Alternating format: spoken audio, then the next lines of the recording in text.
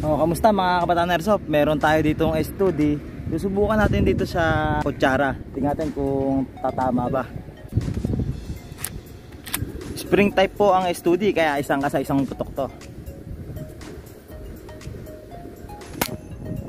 Yun, tinamaan no. Bumuko yung kutsara, lakas ng hangin. Tinamaan ulit.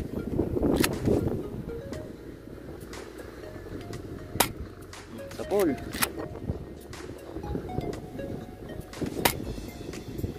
Sa pool ang apat na kutsara. Gamit tong S2D na to, napakaganda ng accuracy niya.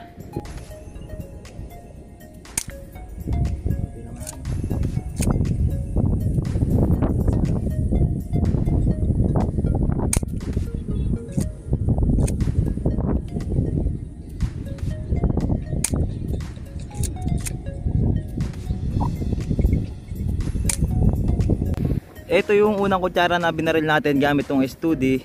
Ayan o, nag-crack yung kutsara. Ayan o, mapapansin nyo may crack. Tapos ito naman yung pangalawa. Yung pangalawa may crack din. Ayan yung likod nyo. Hanggang dito yung naging crack nya. Yung pangatlo, ayan, sa gilid siya tinamaan, kaya tumabingi siyang ganun. Ito yung resulta ng tama, yan, nag-crack. At ito naman yung pang-apat, tinamaan din yan. Ayan o, may crack din siya. Yan ang naging resulta ng S2D sa apat na kutsara na to. Nag-crack siya pero hindi siya lumagos ng diretsuhan. 0.20 bbs ang gamit natin sa S2D. At ayan nga yung naging resulta sa kutsara. Okay, isa pa ulit. Tatratin natin.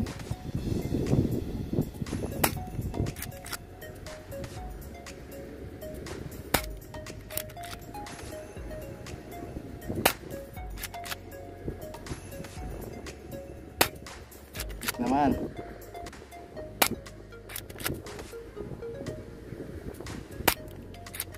biyak.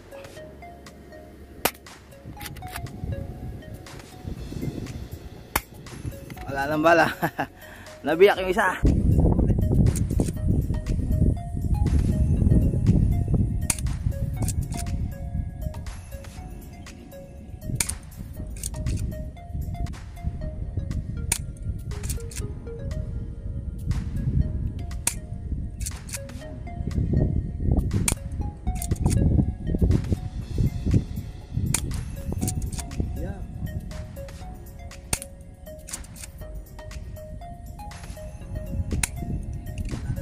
Lapitan natin.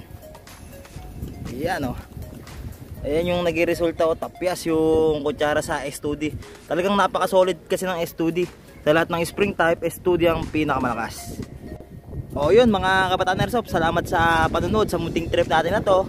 Sinubukan lang naman natin itong S2D dito sa mga disposable na kutsara. Kung ano nga ba yung magiging resulta kapag ginamitan natin ng S2D yung disposable na kutsara. O yan, salamat sa panonood. Bye bye.